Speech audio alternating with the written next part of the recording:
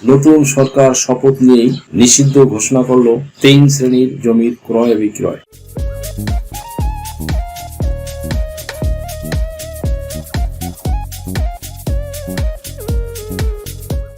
আমি advocate Mohammad Belayet Hossain, Bangladesh supreme court member, Dhaka জজ court, Madaripur জজ court and Dhaka taxes bar association. Viewers, আজকে দুর্দান্ত একটি টপিক নিয়ে আপনাদের সামনে হাজির হয়েছি। সুপ্রিয় দর্শক মণ্ডলী, কি কারণে বাতিল করলো, চলুন আজকের এই ভিডিওতে সেই সংক্রান্ত বিষয়গুলো নিয়ে বিস্তারিত ডিসক্রাইব করব। সুপ্রিয় দর্শক মণ্ডলী, আমরা সকলেই জানি বর্তমানে বিএনপি সরকার দেশের সরকারি দায়িত্ব পালন করার জন্য শপথ গ্রহণ করে মন্ত্রী পরিষদ গঠন করে ফেলেছে এবং তারই ধারাবাহিকতায় ভূমি মন্ত্রণালয়ের মন্ত্রী হিসেবে দায়িত্ব পেয়েছেন জনাব মিজানুর রহমান মিনু এবং প্রতিমন্ত্রী হিসেবে দায়িত্ব পেয়েছেন ব্যারিস্টার কায়সার কামাল।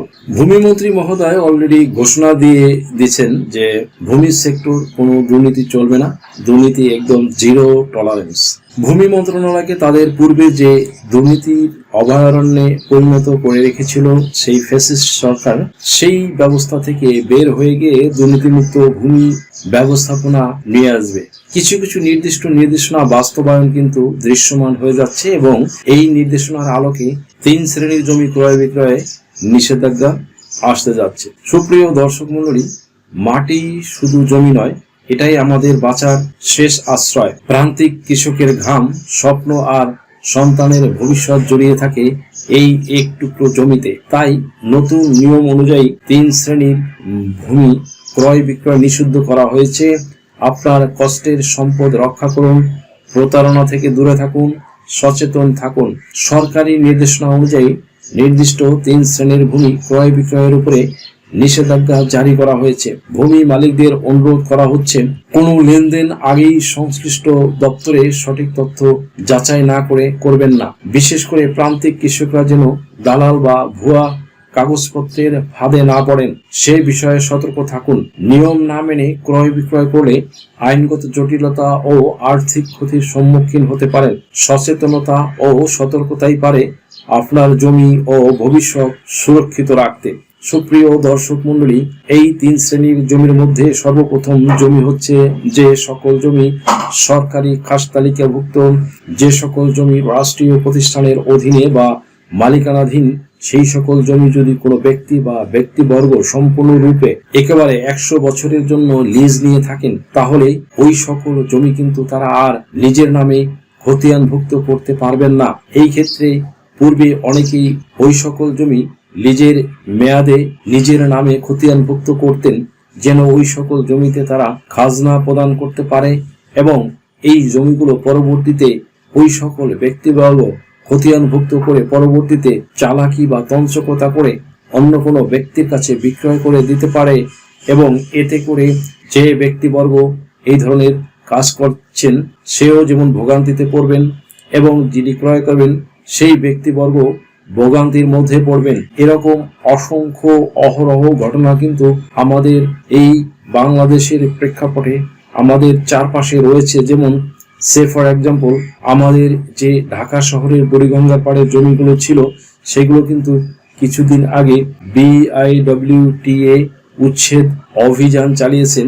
ইভেন কি সেখানে অনেক বহুতল ভবনও ভেঙে ফেলা হয়েছে। তাই এই যে রাষ্ট্রীয় প্রতিষ্ঠানের সম্পত্তি কিংবা সরকারের সরাসরি খাস তালিকাভুক্ত সম্পত্তিগুলো এখন থেকে কোনো ব্যক্তি আর লিজ নিতে পারবে না, কিংবা সরকার নির্দেশ না দেওয়া পর্যন্ত সেই সকল সম্পত্তি কেউ লিজ প্রদানও করতে পারবেন না।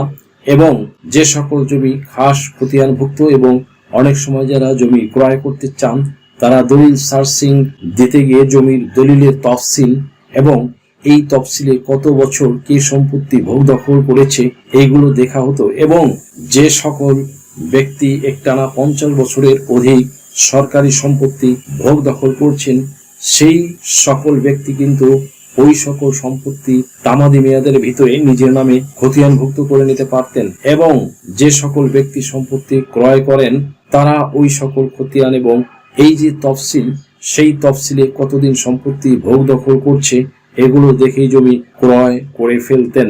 এখন থেকে ভূমি যারা ক্রয় করতে চাচ্ছেন তাদেরকেও বলা হচ্ছে যে এই বিষয়গুলো আপনারা তদারকি করবেন এবং তারপরে সম্পত্তি ক্রয় করবেন। দ্যাট মিনস তড়িঘড়ি করে সম্পত্তি ক্রয় করে প্রতারিত কিংবা ক্ষতিগ্রস্ত হলে সেই দায়ভার রাষ্ট্র গ্রহণ করবে না, এবং ওই সকল ব্যক্তিবর্গ যারা এই সকল চতুরতার আশ্রয় নিয়ে সরকারি সম্পত্তি বা সরকারি রাষ্ট্রায়ত্ত সম্পত্তি বিক্রয় করতে চাচ্ছে, তারা যদি কোনোভাবে বিক্রয় করে তাদের বিরুদ্ধে আইনগত ব্যবস্থা গ্রহণ করা হবে এবং নতুন ভূমি আইন অনুযায়ী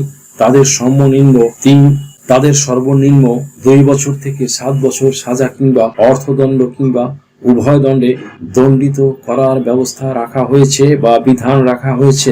সেকেন্ড থিং, দ্বিতীয়ত আরেক শ্রেণীর জমি রয়েছে, সেগুলো হচ্ছে যে যদি কোনো ব্যক্তি তার ওয়ারিশান সম্পত্তি তার সহ অংশীদারদেরকে না দিয়ে তার অংশটুকু নিজের নামে বাটোয়ারা দলিলে উল্লেখ করে তারপরে সেই সকল সম্পত্তি বর্তমানে যে আমাদের রেজিস্ট্রি অ্যাক্ট, সেই অ্যাক্ট অনুযায়ী পূর্বপুরুষের নামে খতিয়ান থাকলেই সেগুলো বিক্রয় করে দিতে পারতেন, এবং ওই বিক্রয়ের ফলে যে দলিল তৈরি হয়েছে সেটি রেজিস্ট্রি করে দেওয়া হচ্ছিল।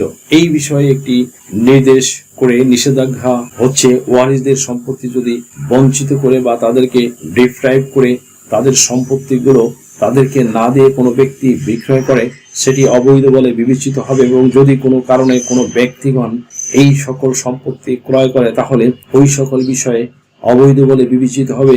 এখন প্রশ্ন দাঁড়ায়, যদি ওয়ারিশান সম্পত্তি কেউ ক্রয় করতে চায় তাহলে এগুলো আমরা বুঝবো কোন উপায়? ভিউয়ার্স, এই ক্ষেত্রে বিষয়গুলো একটু তদারকি বা পরীক্ষা নিরীক্ষা বা সার্চিং দিয়ে করতে হবে, একটু খোঁজ খবর নিতে হবে, এবং এই সকল সম্পত্তি যাদের যাদের রয়েছে তাদের মধ্যে কোনো ঝগড়াঝাঁটি বা কনফ্লিক্ট রয়েছে কিনা একটু পর্যবেক্ষণ করে যাচাই বাছাই করে তারপরে সম্পত্তিগুলো ক্রয় করতে হবে। এবং এই ক্ষেত্রে বিষয়গুলো অনেক জটিল হয়ে দাঁড়িয়েছে, যার কারণে একজন বিজ্ঞ আইনজীবীর পরামর্শ নিয়ে তারপরে যে কোনো ধরনের পদক্ষেপে ভূমি মালিকদেরকে গ্রহণ করার জন্য বলা হচ্ছে। এরপরে ত্রুটিযুক্ত কোনো জমির মালিক যদি জমি বিক্রয় করতে চায়, সেই ক্ষেত্রে এগুলো ক্রয় করার জন্য কিংবা ক্রয় করার ক্ষেত্রে যারা নতুন করে জমি ক্রয় করতে চাচ্ছেন তাদেরকে উদ্দেশ্য করে বিশেষভাবে নিষেধাজ্ঞা প্রদান করা হয়েছে। এই ত্রুটিপূর্ণ কিংবা ত্রুটিযুক্ত বিষয়গুলো হচ্ছে, যদি কোনো ব্যক্তি জমির দলিলে কোনো ভুল থাকে, দ্যাট মিনস জমির মালিকের নামে ভুল থাকতে পারে, দাগ নম্বরে ভুল থাকতে পারে, পরিমাণে ভুল থাকতে পারে, এবং ভায়া দলিল সেটিতে যদি কোনো ভুল থাকে তাহলে সেই ভুলগুলো অত্যন্ত গুরুতর। যদি কোনো ব্যক্তি দেখে যে পিট বা ভায়া দলিলে ভুল হয়েছে, সেই ভুলগুলো পরবর্তীতে যে দলিলটি তৈরি করা হয়েছে সেটিতেও সংশোধন করা হচ্ছে, এবং এর মাঝে যে বিষয়গুলো সেগুলো দুই পক্ষই জানে, তাহলে সেই বিষয়গুলো কিন্তু এখন গুরুত্বের সাথে দেখা হচ্ছে এবং সেই সম্পত্তিগুলো ক্রয় বিক্রয়ে নিষেধাজ্ঞা দেওয়া হয়েছে। তবে এই ক্ষেত্রে আরো কিছু বিষয় রয়েছে, যেমন অনেকে জাল দলিল, ভুয়া দলিল কিংবা ফ্রডুলেন্ট করে দলিল তৈরি করে সম্পত্তিগুলো ক্রয় বিক্রয় করার চেষ্টা করে। এই সম্পত্তিগুলো ক্রয় বিক্রয়ের ক্ষেত্রে নিষেধাজ্ঞা দেওয়া হচ্ছে, এবং এই বিষয়গুলো যদি সমাধানযোগ্য হয় তাহলে সমাধান করে সম্পত্তিগুলো ক্রয় করতে হবে। যদি সমাধানযোগ্য না হয় তাহলে সেই সম্পত্তিগুলো ক্রয় বিক্রয় করা থেকে বিরত থাকতে বলা হয়েছে। ভূমি অপরাধ প্রতিরোধ ও প্রতিকার আইন 2023 অনুসারে 6 শ্রেণীর সম্পত্তি এবং 6 ধরনের সম্পত্তি ক্রয় বিক্রয় করে সম্পূর্ণ অবৈধ বলে বিবেচিত হয়। এই বিবেচনার মধ্যে রয়েছে, ধরুন সরকারি কোনো ব্যক্তিকে বা কর্মকর্তাকে মিথ্যা তথ্য উপস্থাপন করে সম্পত্তি যদি হস্তান্তর করা হয় কিংবা কোনো রাষ্ট্রীয় ভূমি সংক্রান্ত বিষয় সম্পন্ন করে নেওয়া হয় তাহলে সেটা অবৈধ। যদি অন্যের সম্পত্তি কেউ নিজের সম্পত্তির পরিচয় দিয়ে বিক্রয় করার চেষ্টা করে কিংবা করে ফেলে, সেগুলো অবৈধ। তো এই শ্রেণীর যে সম্পত্তিগুলো রয়েছে, যে মিথ্যা তথ্য উপস্থাপন বা গোপন করে যদি কোনো ব্যক্তি কোনো সম্পত্তি হস্তান্তর কিংবা প্রয়োগ করে থাকে তাহলে এই সকল সম্পত্তি ক্রয় বিক্রয় করা কিন্তু অবৈধ বলে বিবেচিত হবে, বা অন্যের সম্পত্তি যদি কোনো ব্যক্তি বা ব্যক্তিবর্গ নিজের সম্পত্তি বলে পরিচয় দিয়ে বিক্রয় করে ফলে সেটিও কিন্তু অবৈধ বলে বিবেচিত হচ্ছে।